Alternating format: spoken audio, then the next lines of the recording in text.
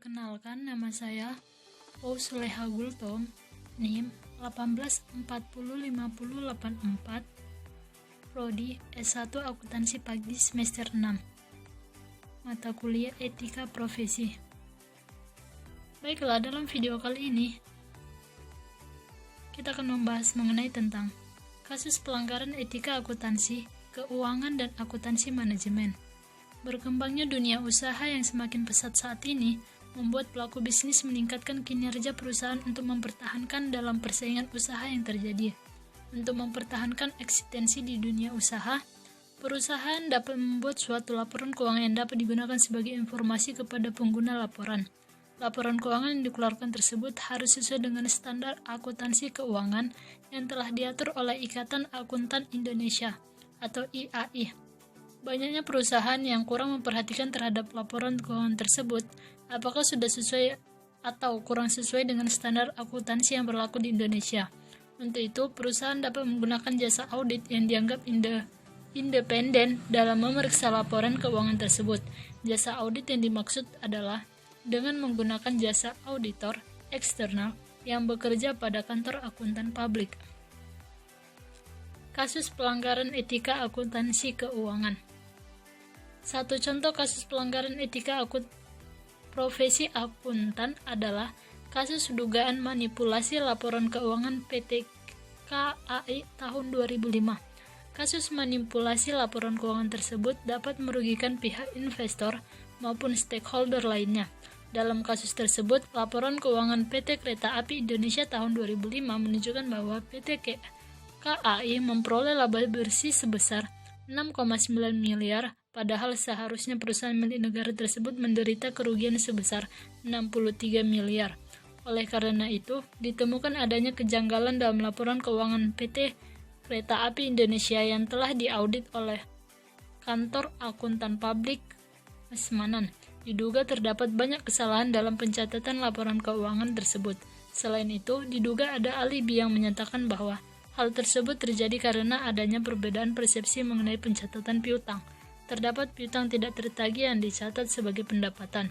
Namun, ada pihak-pihak yang bersengketa mengenai kesalahan pencatatan yang tersebut, yakni antara auditor dan dewan direksi.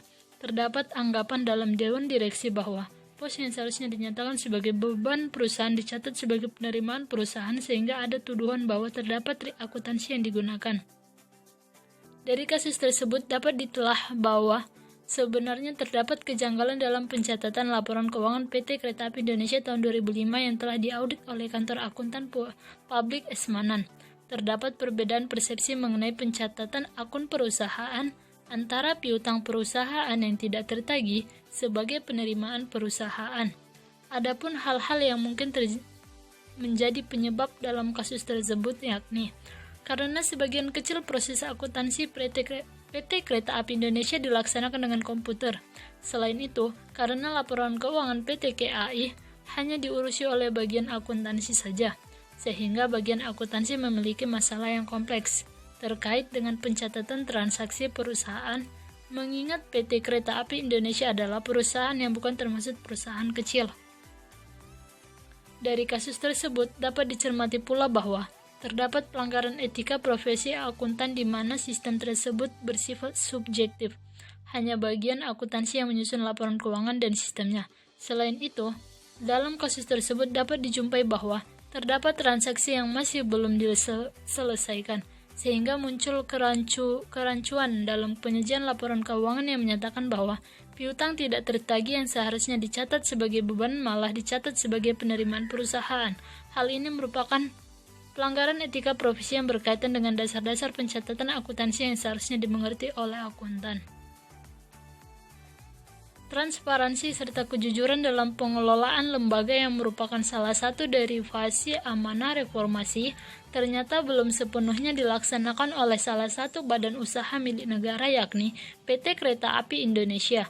Dalam laporan kinerja keuangan tahunan yang diterbitkannya pada tahun 2005, ia mengumumkan bahwa keuntungan sebesar 6,90 miliar telah diraihnya. Padahal, apabila dicermati, sebenarnya ia harus dinyatakan menderita kerugian sebesar 63 miliar.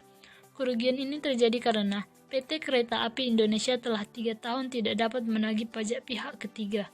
Tetapi, dalam laporan keuangan itu, pajak pihak ketiganya dinyatakan sebagai pendapatan. Padahal, berdasarkan standar akuntansi keuangan, ia tidak dapat dikelompokkan dalam bentuk pendapatan atau aset. Dengan demikian, kekeliruan dalam pencatatan transaksi atau perubahan keuangan telah terjadi di sini.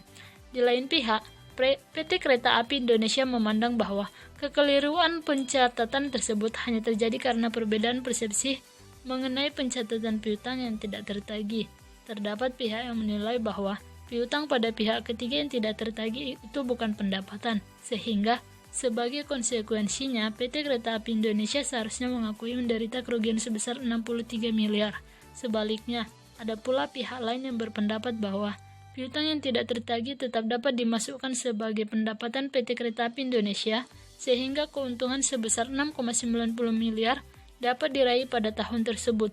Diduga manipulasi laporan keuangan PT Kereta Api Indonesia telah terjadi pada tahun-tahun sebelumnya, sehingga akumulasi permasalahan terjadi di sini. Akuntan internal PT Kereta Api Indonesia dan KAPS Manan belum sepenuhnya menerapkan 8 prinsip etika akuntan. 1. Tanggung jawab profesi. Internal akuntan PT Kereta Api Indonesia kurang bertanggung jawab akan kelalaian tidak menelusuri kekeliruan dalam pencatatan sehingga laporan keuangan yang dilaporkan bersifat tidak valid. Kepentingan publik, pihak ketiga seperti kreditor, investor, dan lain sebagainya merasa dirugikan oleh manipulasi yang dilakukan PT Kereta Api Indonesia karena memberikan informasi yang salah mengenai keuntungan BUMN ini. 3. Integritas. Akuntan internal PT Kereta Api Indonesia tidak melakukan tanggung jawab profesi yang memadai sehingga berkurangnya integritas BUMN tersebut. 4. Objektivitas. Akuntan harus bertindak objektivitas dan bersikap independen atau tidak memihak kepada siapapun. Dalam kasus ini, akuntan PT Kereta Api Indonesia diduga tidak objektif karena diduga telah memanipulasi laporan keuangan sehingga dapat menguntungkan pihak-pihak tertentu yang berada di PT Kereta Api Indonesia.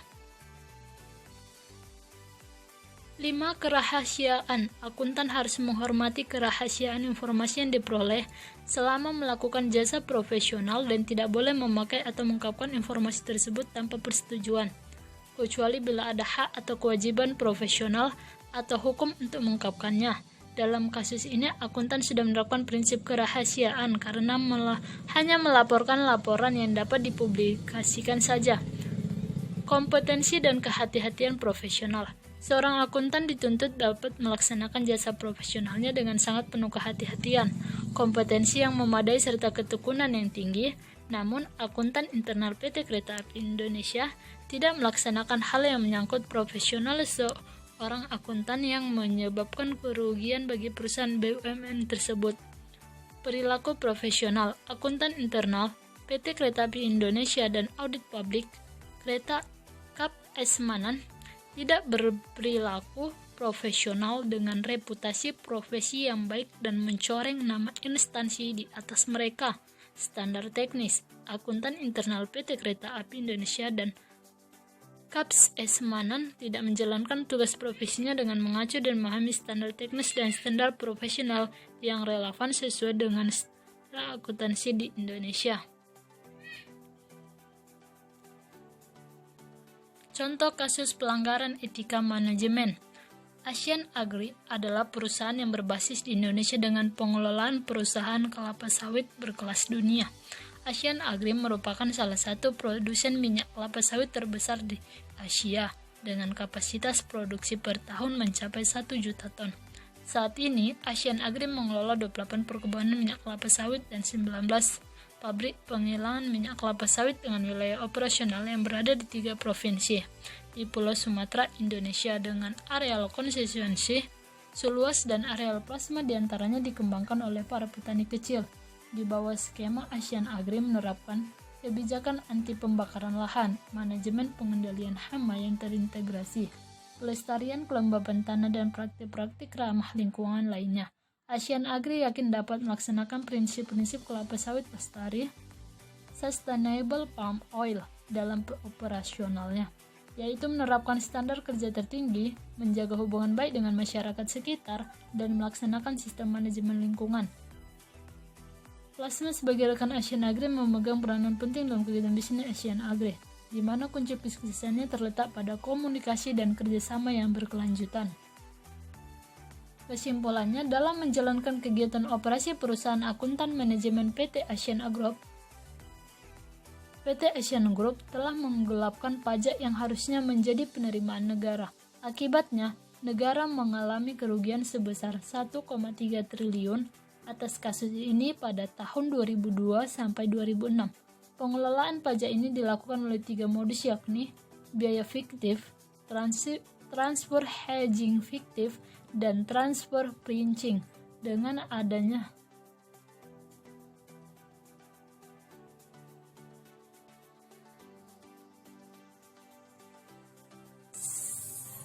sekian dan terima kasih. Sampaikan video saya.